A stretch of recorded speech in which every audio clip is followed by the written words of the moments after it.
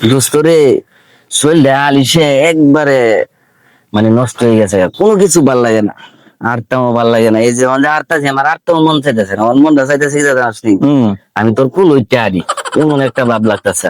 আরে বাড়া তোর থেকে আমি আরো বড় হয়েছে গাড়ি গুড়ি চালাতে না, ঘুমো ধরে না, খালি সারাদিন ফইরে ফইরে খালি বাইতাই বাথরুমে গেল বদনাটা আমার আলগাই দে, এর ভিতরে কাপড়ও দলে দুইতারি না নিয়ে কাপড় আলগাই দে। আরে দোস্ত, আমি তো 50 টাকা করে দিছে। ভাই ঘুমাই মাই গুলা ভালো লাগতেছে না রে। দোস্ত টেরা তুলস না তো? গরু বেড়া লাভ করিস না, পাবো মাইরে আনতেছে আর তারতে আমি চেয়ার তুলু, খাই আর কাম নাই। আমার থেকে আর বড় আলিস এই টেহা এনে পড়ে রয়েছে, টনি টেরা তুলবো কেনা তাইলে? আমি কেমনে ঘুমো টিয়া গাড়া তুলবো? পারলে তুই নিজ্ঞা, আমার ভালো লাগতেছে না। ও দেখ আর আমার খুব কষ্ট হবে টেরা তুলতে, আমার হাত পাও চলে না। না না না, আমার সারা শরীর ভালো। তুই তুল দোস্ত। না রে দোস্ত ভাই, আমার শরীর মাইরা চাই আনতেছে।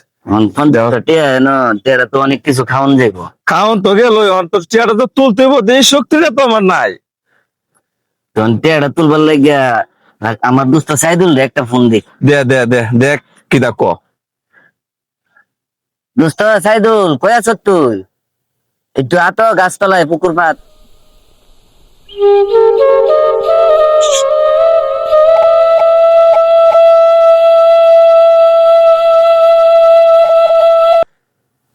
ফোন দিস লেখা রে? দোস্ত আইছ, ফোন দিছিলাম, 50টা টেয়া ভরে রয়েছে, টেয়াটা দোস্ত তুলে দিবে। ওই যে